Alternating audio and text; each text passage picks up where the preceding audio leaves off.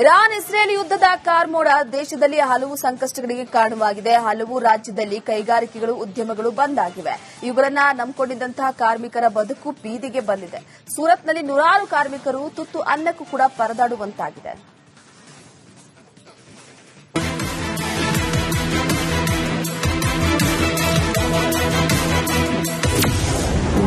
ಸೂರತ್ನಲ್ಲಿ ತೀವ್ರವಾದ ಎಲ್ಪಿಜಿ ಬಿಕ್ಕಟ್ಟು, ಬೀದಿ ಪಾಲಾದ ನೂರಾರು ವಲಸೆ ಕಾರ್ಮಿಕರು.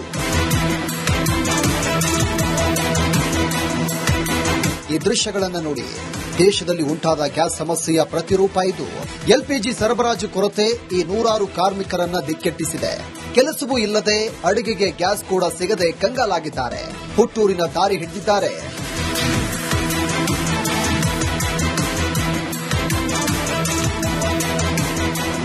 ಮಧ್ಯಪ್ರಾಚ್ಯ ದೇಶಗಳಲ್ಲಿ ನಡೀತಾ ಇರುವಂತಹ ಬಿಸಿ ಭಾರತಕ್ಕೆ ಇನ್ನೂ ತಟ್ಟುತ್ತಲೇ ಇದೆ.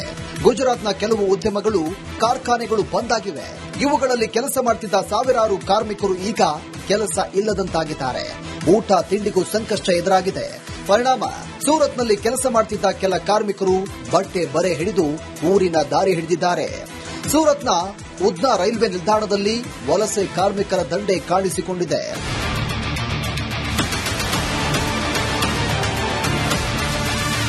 ಒಂದು ಕಡೆ ಕೆಲಸವಿಲ್ಲ, ಇನ್ನೊಂದು ಕಡೆ ಈ ವಲಸೆ ಕಾರ್ಮಿಕರಿಗೆ ಆಹಾರ ತಯಾರಿಸಲು ಕೂಡ ಗ್ಯಾಸ್ ಸಿಗ್ತಾ ಇಲ್ಲ. ಕಾಳಸಂತೆಯಲ್ಲಿ ಕೊಳ್ಳಲು ಆಗ್ತಾ ಇಲ್ಲ. ಸಿಟಿಯಲ್ಲಿ ಕಟ್ಟಿಗೆ ಕೊಂಡು ಜೀವನ ಮಾಡೋದು ಕೂಡ ಕಷ್ಟವಾಗಿದೆ. ಕೆಲವು ಮನೆಗಳಲ್ಲಿ ಕಟ್ಟಿಗೆಯಲ್ಲಿ ಅಡಿಗೆ ಮಾಡಲು ಮಾಲೀಕರು ಬಿಡ್ತಾ ಇಲ್ಲ. ಇದರಿಂದ 2-3 ದಿನದಿಂದ ಈ ಕಾರ್ಮಿಕರಿಗೆ ಜೀವನ ಸಾಗಿಸುವುದೇ ಕಷ್ಟವಾಗಿದೆ. ಹೀಗಾಗಿ 500ಕ್ಕೂ ಹೆಚ್ಚು ಕಾರ್ಮಿಕರು ತಮ್ಮ ತಮ್ಮ ಹಳ್ಳಿಗಳತ್ತ ಮುಖ ಮಾಡ್ತಿದ್ದಾರೆ. ಅದಕ್ಕೆ ಈ ದೃಶ್ಯಗಳು ಸಾಕ್ಷಿಯಾಗಿವೆ. ಒಟ್ಟಾರೆ ದೇಶದಲ್ಲಿ ಗ್ಯಾಸ್ ಸರಬರಾಜಿನಲ್ಲಾದ ವ್ಯತ್ಯಯದಿಂದಾದ ಸಮಸ್ಯೆಗೆ ಈ ದೃಶ್ಯವೇ ಉದಾಹರಣೆಯಾಗಿದೆ.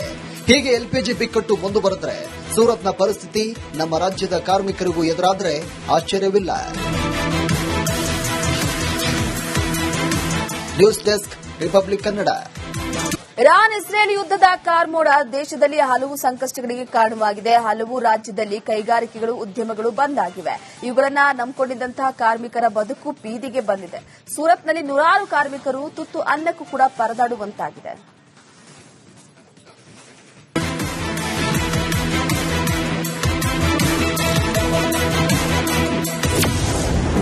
ಸೂರತ್ನಲ್ಲಿ ತೀವ್ರವಾದ ಎಲ್ಪಿಜಿ ಬಿಕ್ಕಟ್ಟು, ಬೀದಿ ಪಾಲಾದ ನೂರಾರು ವಲಸೆ ಕಾರ್ಮಿಕರು. ಈ ದೃಶ್ಯಗಳನ್ನು ನೋಡಿ. ದೇಶದಲ್ಲಿ ಉಂಟಾದ ಗ್ಯಾಸ್ ಸಮಸ್ಯೆಯ ಪ್ರತಿರೂಪ ಇದು. ಎಲ್ಪಿಜಿ ಸರಬರಾಜು ಕೊರತೆ ಈ ನೂರಾರು ಕಾರ್ಮಿಕರನ್ನ ದಿಕ್ಕೆಟ್ಟಿಸಿದೆ. ಕೆಲಸವೂ ಇಲ್ಲದೆ ಅಡುಗೆಗೆ ಗ್ಯಾಸ್ ಕೂಡ ಸಿಗದೆ ಕಂಗಾಲಾಗಿದ್ದಾರೆ. ಹುಟ್ಟೂರಿನ ದಾರಿ ಹಿಡಿದಿದ್ದಾರೆ.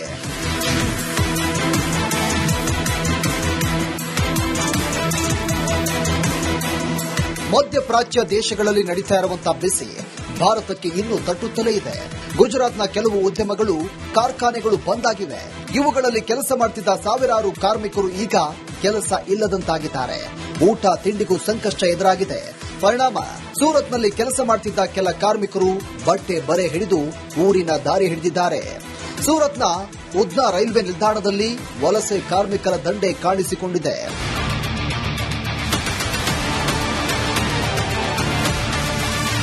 ಒಂದು ಕಡೆ ಕೆಲಸವಿಲ್ಲ, ಇನ್ನೊಂದು ಕಡೆ ಈ ವಲಸೆ ಕಾರ್ಮಿಕರಿಗೆ ಆಹಾರ ತಯಾರಿಸಲು ಕೂಡ ಗ್ಯಾಸ್ ಸಿಗ್ತಾ ಇಲ್ಲ. ಕಾಳಸಂತೆಯಲ್ಲಿ ಕೊಳ್ಳಲು ಆಗ್ತಾ ಇಲ್ಲ. ಸಿಟಿಯಲ್ಲಿ ಕಟ್ಟಿಗೆ ಕೊಂಡು ಜೀವನ ಮಾಡೋದು ಕೂಡ ಕಷ್ಟವಾಗಿದೆ. ಕೆಲವು ಮನೆಗಳಲ್ಲಿ ಕಟ್ಟಿಗೆಯಲ್ಲಿ ಅಡಿಗೆ ಮಾಡಲು ಮಾಲೀಕರು ಬಿಡ್ತಾ ಇಲ್ಲ. ಇದರಿಂದ 2-3 ದಿನದಿಂದ ಈ ಕಾರ್ಮಿಕರಿಗೆ ಜೀವನ ಸಾಗಿಸುವುದೇ ಕಷ್ಟವಾಗಿದೆ.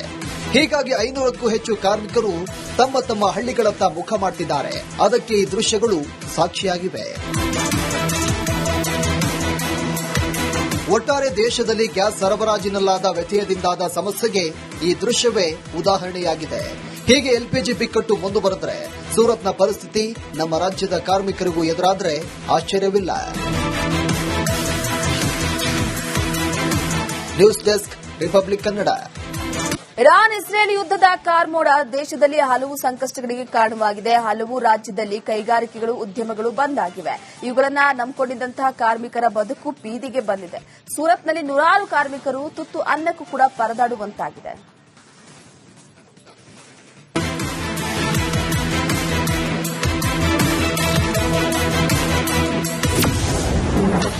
ಸೂರತ್ನಲ್ಲಿ ತೀವ್ರವಾದ ಎಲ್ಪಿಜಿ ಬಿಕ್ಕಟ್ಟು, ಬೀದಿ ಪಾಲಾದ ನೂರಾರು ವಲಸೆ ಕಾರ್ಮಿಕರು.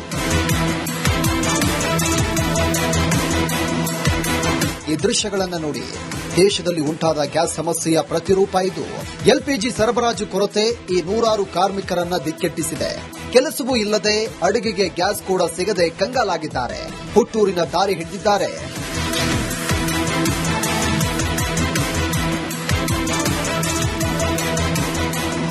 ಮಧ್ಯಪ್ರಾಚ್ಯ ದೇಶಗಳಲ್ಲಿ ನಡೀತಾ ಇರುವಂತಹ ಬಿಸಿ ಭಾರತಕ್ಕೆ ಇನ್ನೂ ತಟ್ಟುತ್ತಲೇ ಇದೆ. ಗುಜರಾತ್ನ ಕೆಲವು ಉದ್ಯಮಗಳು, ಕಾರ್ಖಾನೆಗಳು ಬಂದ್ ಆಗಿವೆ.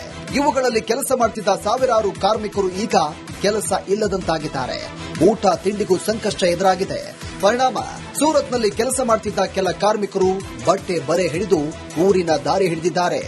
ಸೂರತ್ನ ಉದ್ನಾ ರೈಲ್ವೆ ನಿಲ್ದಾಣದಲ್ಲಿ ವಲಸೆ ಕಾರ್ಮಿಕರ ದಂಡೆ ಕಾಣಿಸಿಕೊಂಡಿದೆ.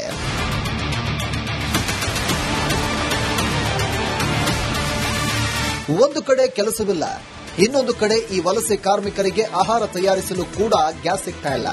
ಕಾಳಸಂತೆಯಲ್ಲಿ ಕೊಳ್ಳಲು ಆಗ್ತಾ ಇಲ್ಲ. ಸಿಟಿಯಲ್ಲಿ ಕಟ್ಟಿಗೆ ಕೊಂಡು ಜೀವನ ಮಾಡೋದು ಕೂಡ ಕಷ್ಟವಾಗಿದೆ.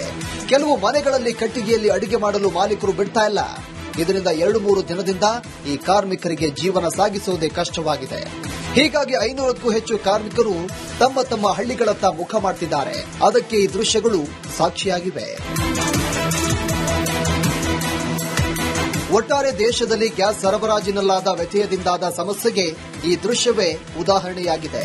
ಹೀಗೆ ಎಲ್ಪಿಜಿ ಬಿಕ್ಕಟ್ಟು ಮುಂದುವರೆದರೆ ಸೂರತ್ನ ಪರಿಸ್ಥಿತಿ ನಮ್ಮ ರಾಜ್ಯದ ಕಾರ್ಮಿಕರಿಗೂ ಎದುರಾದರೆ ಆಶ್ಚರ್ಯವಿಲ್ಲ. News desk, Republic Kannada. Iran Israel ಯುದ್ದದ ಕಾರ್ಮೋಡ ದೇಶದಲ್ಲಿ ಹಲವು ಸಂಕಷ್ಟಗಳಿಗೆ ಕಾರಣವಾಗಿದೆ. ಹಲವು ರಾಜ್ಯದಲ್ಲಿ ಕೈಗಾರಿಕೆಗಳು, ಉದ್ಯಮಗಳು ಬಂದ್ ಆಗಿವೆ. ಇವುಗಳನ್ನ ನಂಬಿಕೊಂಡಿದ್ದಂತಹ ಕಾರ್ಮಿಕರ ಬದುಕು ಬೀದಿಗೆ ಬಂದಿದೆ. ಸೂರತ್ನಲ್ಲಿ ನೂರಾರು ಕಾರ್ಮಿಕರು ತುತ್ತು ಅನ್ನಕ್ಕೂ ಕೂಡ ಪರದಾಡುವಂತಾಗಿದೆ.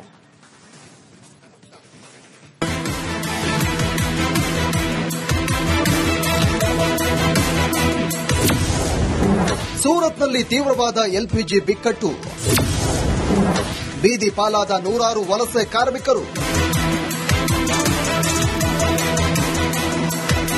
ಈ ದೃಶ್ಯಗಳನ್ನು ನೋಡಿ. ದೇಶದಲ್ಲಿ ಉಂಟಾದ ಗ್ಯಾಸ್ ಸಮಸ್ಯೆಯ ಪ್ರತಿರೂಪ ಇದು. ಎಲ್ಪಿಜಿ ಸರಬರಾಜು ಕೊರತೆ ಈ ನೂರಾರು ಕಾರ್ಮಿಕರನ್ನ ದಿಕ್ಕೆಟ್ಟಿಸಿದೆ. ಕೆಲಸವೂ ಇಲ್ಲದೆ ಅಡುಗೆಗೆ ಗ್ಯಾಸ್ ಕೂಡ ಸಿಗದೆ ಕಂಗಾಲಾಗಿದ್ದಾರೆ. ಹುಟ್ಟೂರಿನ ದಾರಿ ಹಿಡಿದಿದ್ದಾರೆ.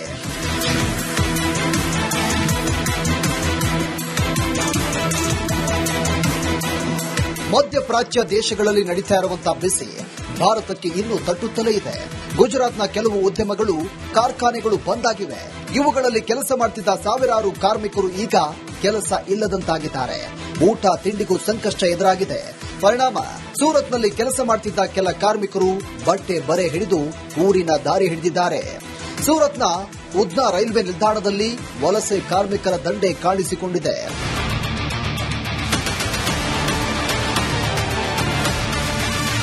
ಒಂದು ಕಡೆ ಕೆಲಸವಿಲ್ಲ, ಇನ್ನೊಂದು ಕಡೆ ಈ ವಲಸೆ ಕಾರ್ಮಿಕರಿಗೆ ಆಹಾರ ತಯಾರಿಸಲು ಕೂಡ ಗ್ಯಾಸ್ ಸಿಗ್ತಾ ಇಲ್ಲ. ಕಾಳಸಂತೆಯಲ್ಲಿ ಕೊಳ್ಳಲು ಆಗ್ತಾ ಇಲ್ಲ. ಸಿಟಿಯಲ್ಲಿ ಕಟ್ಟಿಗೆ ಕೊಂಡು ಜೀವನ ಮಾಡೋದು ಕೂಡ ಕಷ್ಟವಾಗಿದೆ. ಕೆಲವು ಮನೆಗಳಲ್ಲಿ ಕಟ್ಟಿಗೆಯಲ್ಲಿ ಅಡುಗೆ ಮಾಡಲು ಮಾಲೀಕರು ಬಿಡ್ತಾ ಇಲ್ಲ. ಇದರಿಂದ 2-3 ದಿನದಿಂದ ಈ ಕಾರ್ಮಿಕರಿಗೆ ಜೀವನ ಸಾಗಿಸುವುದೇ ಕಷ್ಟವಾಗಿದೆ. ಹೀಗಾಗಿ 500ಕ್ಕೂ ಹೆಚ್ಚು ಕಾರ್ಮಿಕರು ತಮ್ಮ ತಮ್ಮ ಹಳ್ಳಿಗಳತ್ತ ಮುಖ ಮಾಡುತ್ತಿದ್ದಾರೆ. ಅದಕ್ಕೆ ಈ ದೃಶ್ಯಗಳು ಸಾಕ್ಷಿಯಾಗಿವೆ. ಒಟ್ಟಾರೆ ದೇಶದಲ್ಲಿ ಗ್ಯಾಸ್ ಸರಬರಾಜಿನಲ್ಲಾದ ವ್ಯತ್ಯಯದಿಂದಾದ ಸಮಸ್ಯೆಗೆ ಈ ದೃಶ್ಯವೇ ಉದಾಹರಣೆಯಾಗಿದೆ. ಹೀಗೆ ಎಲ್ಪಿಜಿ ಬಿಕ್ಕಟ್ಟು ಮುಂದುವರೆದರೆ ಸೂರತ್ನ ಪರಿಸ್ಥಿತಿ ನಮ್ಮ ರಾಜ್ಯದ ಕಾರ್ಮಿಕರಿಗೂ ಎದುರಾದರೆ ಆಶ್ಚರ್ಯವಿಲ್ಲ.